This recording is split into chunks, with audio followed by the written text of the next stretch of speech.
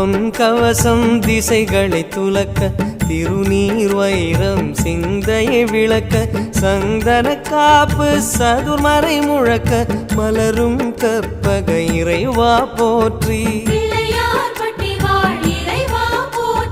கலியுகம் காக்கும் கணபதி நாதா வலம்புரி நாதா அபயம் அபயம் அபயம் அருளும் இறைவா போற்றி